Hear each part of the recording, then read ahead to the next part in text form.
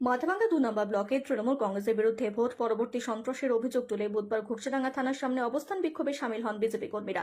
বিক্ষোভ কর্মসূচির নেতৃত্ব দেন এলাকার বিধায়ক সুশীল বর্মন।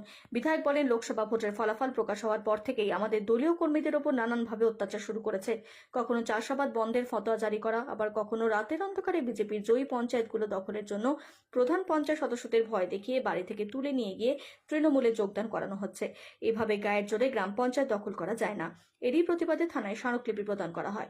অবস্থান বিক্ষোভকে কেন্দ্র করে অশান্তি এড়াতে মোতায়েন করা হয় বিশাল পুলিশ বাহিনী।